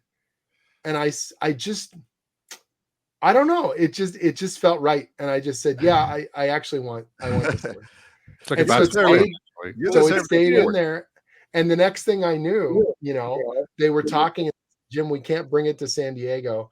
You can't bring a weapon into the convention center. It's not a prop sword. It's not a plastic sword. It's what's called a full tang sword. So this metal goes right up to here, you know. If you sharpen it, you could take someone's friggin' head off. And then you got to try and get it in your luggage and it won't fit. And then you got to try and get it over the border because I'm in Canada and it's just going to be a nightmare. So we can't bring it to San Diego. We're going to ship it to you." And I said, "Okay." And all of a sudden it's coming in the mail and it showed up while I was in Chicago. Oh my God. And my wife takes a photo of the box and she goes, "Can I open it?" And I said, "Nope. You gotta wait till I get home." And so she picked me up from the train station. I came from the airport and it was like almost midnight. And I get in the door and I drop my luggage off and I'm getting ready to go to bed. And she goes, "Open the damn box." I was like, "All right." So we opened that box and there's a photo I posted up, you know, on my Facebook holding the thing. Yes. And the joy is real, man. Like it really dawned on me. You seem so happy in that picture. The real deal. It's very special, you know, and it's very special. So we're gonna put it up probably here in my office. I'm not sure exactly where. We got a couple spots. So in the meantime, it's leaning up against my bookshelf.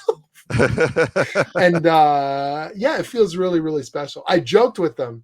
I said that if we re-up, if I do a longer contract, they got to send me the father's sword, the other one.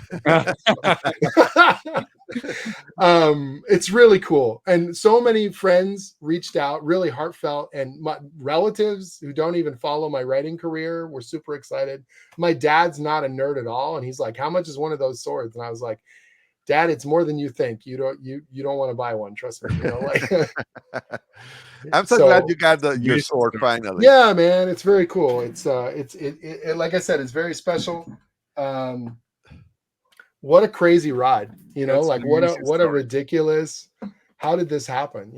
It's very special. So, a few days ago, I was in my comic book shop where I have my subscription, when I get all my Conan comic books. Yeah. And then the guy who's in charge there, he knows me from 20 years. He say, I know you like this stuff, and we only have 5 of this. It's like a trading cards. Oh yeah, the old school cards. That's awesome. And then when I opened the first package, and I say like 7 images of this cards has the covers of the Savage Sword of Conan. It will be a nice idea to have the actual works of Rob De La Torre and Doug Brightwing and all these guys in these cards. I know that. Do you think it's a good idea? I want to see, like I said, the artist edition. I want to see posters. I want a T-shirt with a De La Torre on it, man. Oh, that will be cool. I want all that stuff. Like yes, hell yes. The action figure you saw at San Diego, they announced that they're doing a Conan action figure based on the Blackstone Zero cover. And so that specific helmet and that axe, they're going to do an action figure, like that's amazing to me. The new role-playing game, I want to see Brissa, and statted out for the role-playing game. That would be the craziest to me, if we our vision of these characters becomes the vision like I had when I was a kid reading, the Barry Windsor Smith or the Big John stuff. Like that feels so cool. Some of my favorite writers coming to me at conventions, and I've known these guys for years, and they're like, man, this is the best work you've ever done. Like I'm friggin' hooked. And I'm just like, oh my God, this is so cool. John C. Hawking was one of the first writers. John sent me fan mail when I was working at Marvel doing Conan. He really liked my Conan run at Marvel. He liked The Gambler, and he liked my first story arc with the Crucible. And he sent a really sweet email back then. So this has got to be 2020. And I was like, damn, I love, the Lotus, like the book that he did in the 90s. What a cool thing to do. What a kind thing to do.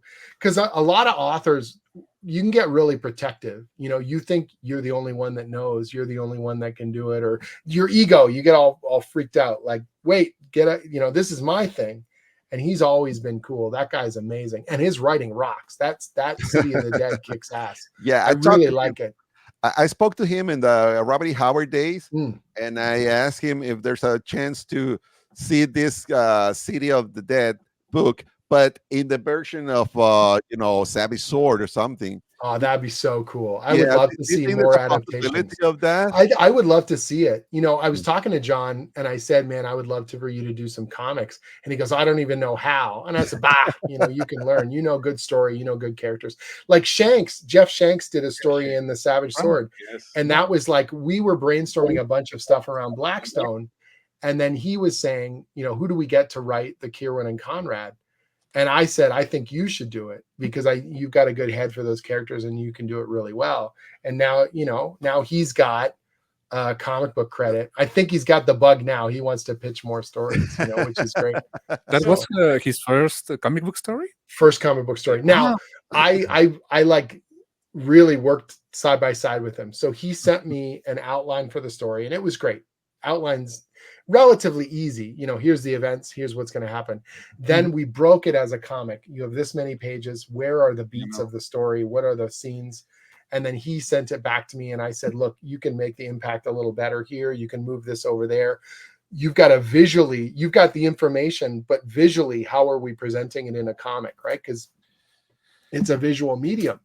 So you need it's different from prose, it's different from an essay, of course.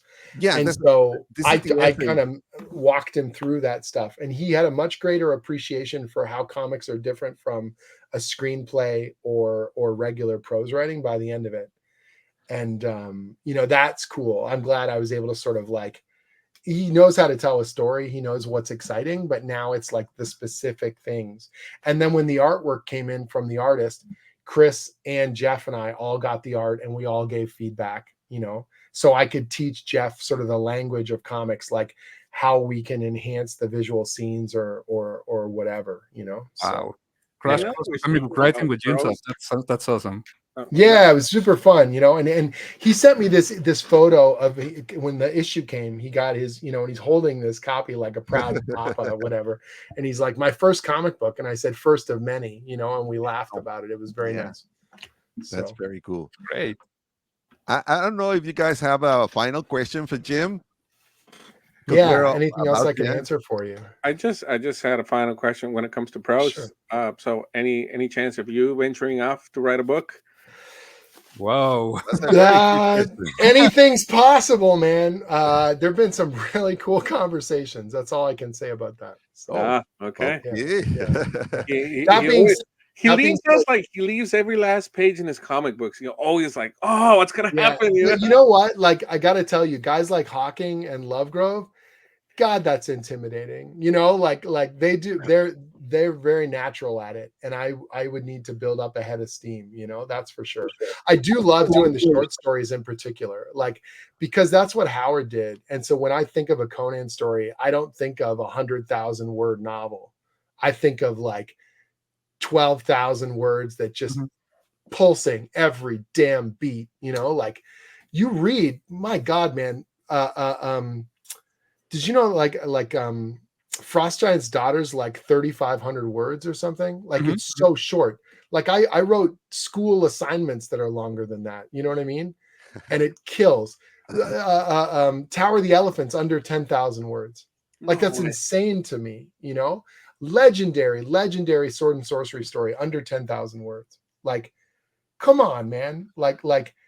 So I feel like in some ways I'd almost want to do a series of short stories or be, an anthology or something, like, because that I would feel like I'd be more in tune with the Howardness of it. A full-length novel, whew, that would be a hell of a thing. But maybe ask me, down the line. I'm so focused on the comics right now. I will say that even if that's a possibility, it's certainly not immediate. Like my absolute priority's got to be that monthly book and the big tent post events. Like that's what I came in for. That's what I'm signed on for. That's top of the line for me. If that monthly book isn't earning its keep, what the hell am I doing here? Like it's crazy, so I've got to be, everything else is like cool, but not priority compared to that. So. Right. Jim, we've been talking a lot about the other Robert Howard characters, but what about Risa, the one that you created? So how did you come up with the character? I mean, she's been a really interesting character during this run. Thank you. It was so when we killed her off page in issue 4, and people were like, "What the hell? Why did you do that?" I was devastated, man. And I was like, man, if you don't see him die on panel, they're coming back. But the fact that people were angry at me was kind of great, because that meant that we affected them, that they really liked that character. She represents to me this interesting bit of connective tissue.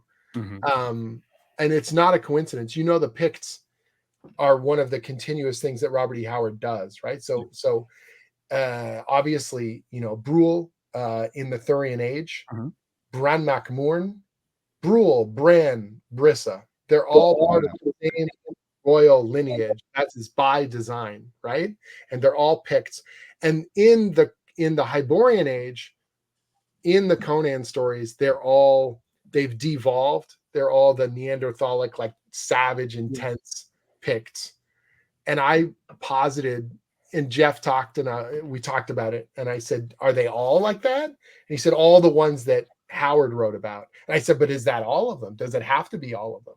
And then we talked about lineages, and we talked about bloodlines, and we talked about generational, all the stuff that is in other Howard sort of stories. And so I said, what if we took some of those echoing elements and we created a midpoint, not perfect mid, but between Bran Mak Morn and the Thurian Age is the Hyborian Age. She represents that handoff, you know, and it means that the Picts now become more than just savages or Neanderthalic destructive monsters that we then show why they are, the power of the Blackstone, the bloodline being corrupted. And she's part of this, I don't want to say royal, but royal-esque lineage that was able to avoid corruption. So now you keep everything that Howard wrote. It's all still in there. It all still functions. But now there's more complexity. There's more politics. There's more of the kind of thematic stuff that Howard was doing anyways. And hopefully my hope was that fans would accept that and go, oh, that feels like the kind of thing that's in Cull and Bran Mak Morn and all these other Cormac MacArt and all these other stories that he's touched upon those kinds of things. He just never did it in a Conan story. So not a direct translation like Roy, where he took a non-Conan story and made it Conan, but taking these bigger thematic things. Like Blackstone never gets referenced in a Conan story, but it gets referenced in a half dozen other Howard stories. Well, but now it's a Conan, linchpin for us, right? Every year of my plan has it has a theme, and it has either a character or a symbol or a thing that drives it. And you guys are going to find out what year 2 is very soon, because Blackstone is year 1 and a bit. Like it's year 1 is the year of Blackstone for me, and year 2 is the year of something you're going to find out. And it's got a big, cool build up and payoff. And that really starts with Danica's issue. Like that's where we start to sprinkle in, though. I mean, we've actually sprinkled it in before that, but very subtle. But it actually starts to spin up now.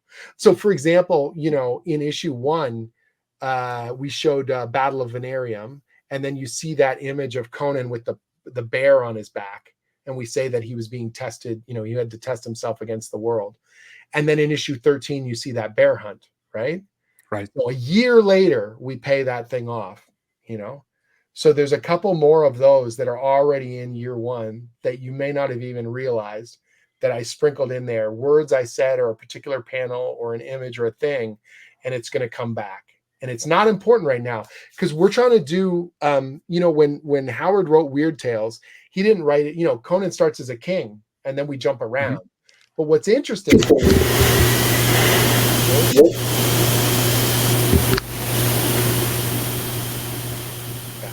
I swear I didn't touch anything. No, it's okay. So, Ludwig, you're not hearing that, eh? Oh, no, but that's your mic. I think it's your mic. Yeah. But it's okay now. The sound is it goes away. So you can edit that bit out. It was coming from your mic, Ludwig, because it was like this big staticky sort of shock. No, it's okay. And then when you said it, it was like reverberating. We'll edit on that cut. It's all good. Okay. Does it sound okay now? Yeah, you sound good. Okay now. Okay. I won't touch the thing. Okay. So but if I think the mistake that some people make is they try and read the original Howard stories in chronological order. So you start with whatever Frost Giant's Daughter, and then you go whatever God in the Bowl or Tower of the Elephant. And you do see Conan go from a youth to a king. And that is one way of reading the stories. But if you read them in publishing order, it's really interesting because they jump around thematically, right? So I'll give you an example. So in the Tower of the Elephant, they talk all about thieves in Zingara, right? And the Zingaran thieves. The next story in publishing order is Black Colossus, and it opens with Shivatis, who's a thief from Zingara. So it's like thematically, they're playing with thieves. They're playing with these things. But if you read it in chronological order, you'd never get those connections, that he talks about being a sea captain, and then the next story, he's on a pirate ship. Because that was the order that Howard was writing them in. Do you know what I mean? And so now I can jump around that we started with Bound in Blackstone, and we jump a few years after Queen of the Black Coast. But what connects those two stories is Blackstone. and what connects Age Unconquered is Blackstone. Mm-hmm. So even though there are 3 stories in different times, they're all connected by Blackstone. So year 2, we're going to move. So we go back. Belit's alive again. We've just reversed the timeline, and now we're in the middle of the Pirate Age. But the second year has its own theme. And so that Belit story has a piece that's important that you didn't need to know in year 1, but now you need to know it in year 2. Now it's important, you know? And year 3 is going to be the same thing. Sometimes we're going to focus on something young, something old. But what you're going to see as a reader is why. Why old now and why young here? Why? You know? And that's a fun way to write, because I don't just have to be like, okay, we can't do a story with the king until we get to old man stories. You know what I mean? Like, I can do a king story if it works thematically and if it tells you information you need to know for the big picture. Right. That's great. I mean, and as a reader, it's a really good experience, because like jumping back and forth in the timeline is. It also means that we're not trying to close off other stories. Personally, I think one of the mistakes is if you say to yourself, you know, whatever, how many stories are there between Beyond the Black River and Hour of the Dragon? Well, the answer is an infinite number of stories, right? Conan is an icon. Yeah. How many Batman stories are there? How many Spider-Man stories are there? How many Wonder Woman stories? There are an infinite number of stories. So if you try and squeeze it all off and you say, we're going to tell every moment of Conan's life, I feel like it's a mistake, because you can't, you shouldn't. These are legends and this is an icon. And at this moment, I've got the steering wheel and I'm driving around a little erratically, jumping around and doing crazy things. And I'm going to tell stories that they tell bigger mythic things, but I'm not telling all the stories. I'm just telling my stories. And then when my time's done, I, you know, take the keys out of the Trans Am and I'm going to give it to somebody else. And then they get to drive around and do cool things, you know, and hopefully they like what I did. And hopefully you guys, you know, that becomes one of those special times. And that's your time to drive, you know, that's the whole point. I think Roy Thomas gave you a welcome to the fraternity of writers. He did. It's one of the kindest conversations I've ever had. He's very cool. Yeah. Thank you. Yeah, and I agree with him that you really belong. You really belong on the pantheon of the writers. We're not there yet. We got a long way to go. You know. Okay, and I need the fear and the excitement to keep me motivated all the way through. You're motivated already. Oh, I'm motivated. You already have the sword, so the sword. Okay, it's sure. But if I get the sword and then I think my job's over, I'm a fool. You know what I mean? No, we gotta stick the landing. You're just starting, Jim. You're just starting. Right. So December, when Blackstone #4 comes out, you tell me, did we stick the landing on year 1? Does it do everything it's supposed to do? You tell me. You guys are the final judge. We're gonna have to schedule the readers and the retailers. You tell me. You're gonna keep ordering? Have you subscription locked in? Then we earned our keep. You know, that means we're gonna keep in touch in the future and have more conversations like this. Sure. Like this. And I know we're never gonna be perfect. Like, I need to be clear. The choices that I make are going to be different from the fan base's deep desires or how another writer would do it. No one's perfect, you know, and I don't want people to think that I'm walking on water and I can do no wrong and I will never make a mistake. But I'll tell you, I'm always putting my heart into it, and we're trying really hard to make stuff that we think exemplifies what is great about the Hyborian Age and about Howard's writing. And maybe I do it differently than other people. Maybe it's everything your heart desires, but whatever it is, we're trying really hard, and we love what we do. Perfection doesn't exist. And of course, doesn't exist perfection, but there's also that you give us to a magic ride to the Hyborian Age, and thank you for that. We thank you for that, because it's a nice ride, a very nice ride. None of this happens without the fan base, and none of it happens without the good word of mouth from readers in English and every other language. Your passion for what I'm doing means so much, and it reminds me that I'm not just alone at my keyboard, you know. It's very, very special, and I certainly will never take it for granted. So it's this weird thing. Like I sort of said to Titan, I said, the honeymoon period is going to wear off. At some point, they're going to decide that we're screwing this thing up. And I thought Blackstone might be the one where they go, oh, here we go, weird crossover event stuff. And, first issue's out this week, and the reviews they're as good as they've ever been. I'm very, very proud. I've seen Stitch and Dog videos, that guy's great. Yeah, it's very cool. Then he likes all your works. I'm a fan of his podcast. I would like to meet him. I think he's also in Canada. He's in right? Toronto. We met at the convention last week. Okay. It was so nice. He's a nice guy. really, really kind soul, and he's very enthusiastic, and he's very good at analyzing what we're doing. And he asked me some questions at the convention that I don't think he would put in a video. And he's like, I think you're doing this.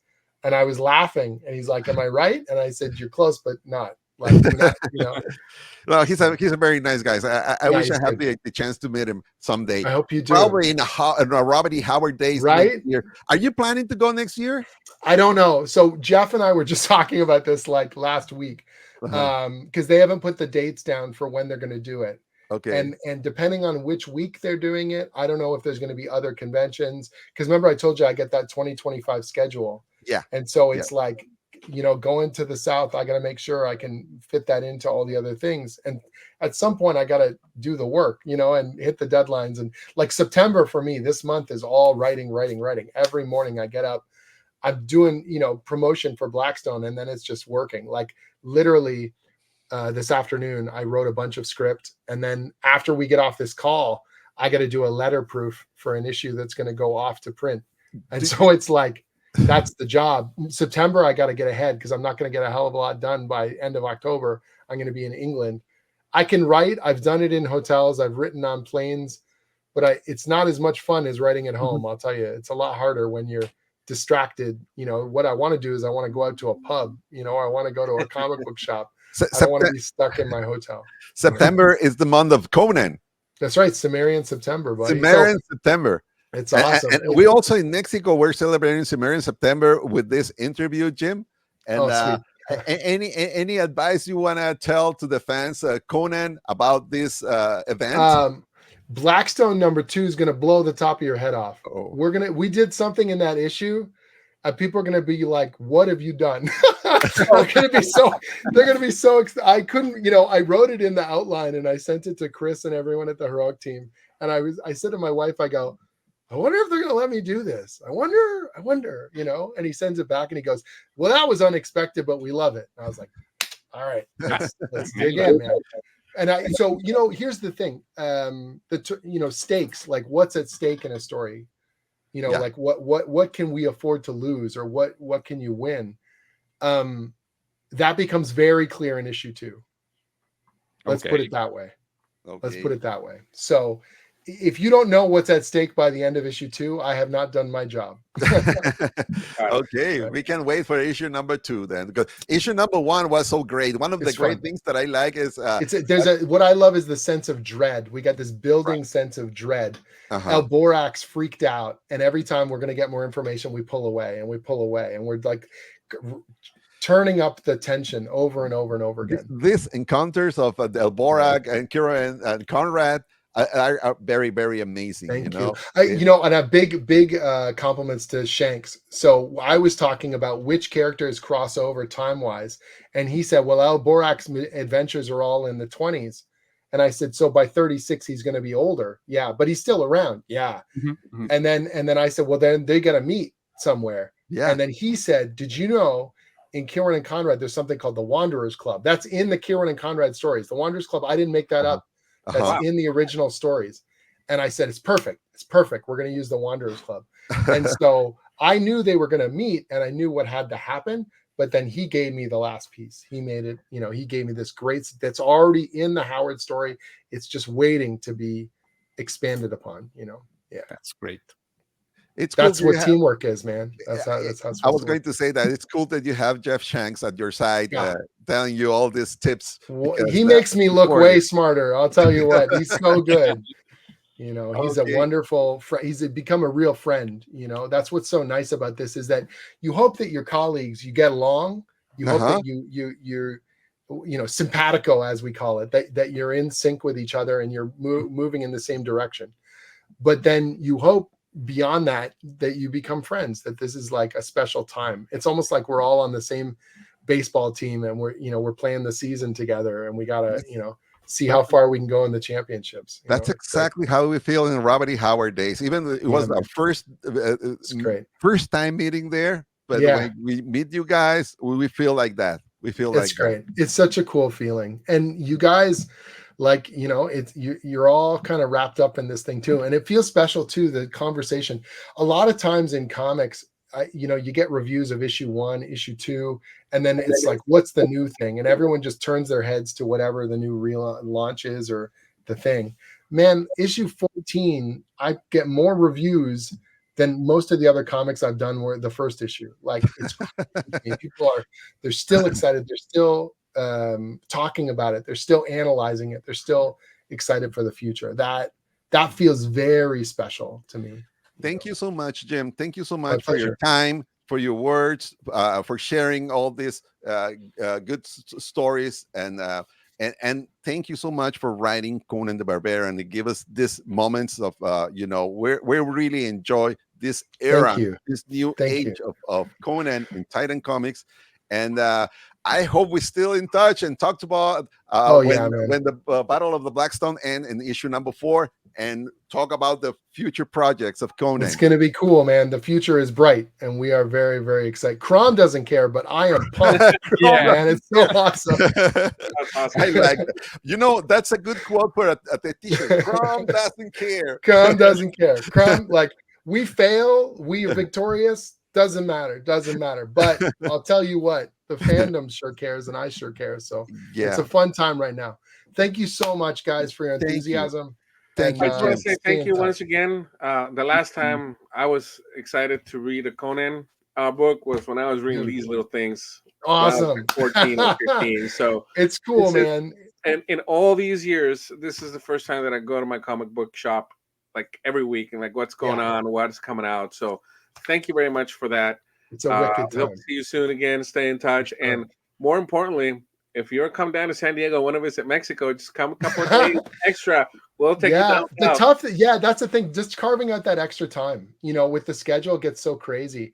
Like I said, sometimes it feels like the calendar is like Tetris. Like you're looking at, and my wife jokes, she goes, "You can't fill all the blocks. You got to have a day off. You got to stop." And you're like, but this is such a special time, and we look at all these possibilities, and look how cool this is. But the days where you get the little quiet, I had last week I just had a reading day where I literally did research reading, and I just sat on my back deck, and there was a nice breeze blowing, and I'm reading a bunch of Robert E. Howard stories, and I'm sitting there and I'm like, this is my job. This is all right. I can do this. This is cool. It's good stuff. Carmen? Yeah, thank you, Jim. I mean, it's been a pleasure meeting you. Thank you. Love what you're doing on Conan, and I gotta say, just like Ludwig, I have my pull list from my comic book store, but normally they go into the pile, and I read them what's going. But the Conan issue is the first one I read when I get home. This is what's so cool, I appreciate the people that are buying multiple copies or they're buying all the covers. Just as long as you read the book, I make the book to be read. And I'm glad people are collecting, and I'm glad people are getting all the rare ones or whatever. But one copy, all I ask, make sure you read that sucker, because that's what's most important to me. The covers are wonderful, of course, and they're beautiful, but between the covers, all the magic happens for me. So and we're collecting also in Spanish, in English and Spanish. So. It's great. I love to see it. I really want to, like, meet more of the foreign fans. I really want to go to these countries. French and German and Spanish and Portuguese, and I really do want to see those people. And I know, even if we're not speaking the same language, we're speaking this cool sword and sorcery language together. It's so amazing. Let me tell you something that I say to my friends in Spain. I have some colleagues over there with their podcasts, and we talk about Conan very often. But because one are from Argentina, I'm from Mexico, and then others from Spain, and I say, we're stopped saying that you're not from Argentina, you're not from Spain, I'm not from Mexico. We're all Cimmerians, and we say that's right. Whenever I send an email to our whole creative team, we've got the group email, for work stuff. I always, rather than writing everyone's names, okay, Doug and Diego and I just write, hey, Hyborians. Hi, Hyborians. Oh, okay, here's what I need you all to know. Like, here's what's going on, That's and it just saves we're all Hyborians. We're all doing the thing. It's great. That's it. That's it. Thank you so much, Jim, for your time. Hope to see you and after with the Conan Battle of the Blackstone ends, and hope to have you again in El Santuario de los Cómics. Thank you so much, Jim. Thank you. I appreciate that. See you, my friends. Amigos comicófilos, nos vemos en el siguiente entrevista. Esta vez tuvimos a Jim Zub here y pues bueno, vamos a seguir adelante leyendo Conan y los incentivamos a que sigan comprando cómics de Conan, de Titan Comics y escritos por Jim Zub. Hasta luego, amigos comicófilos. Hola, amigos comicófilos, ¿cómo están? Bienvenidos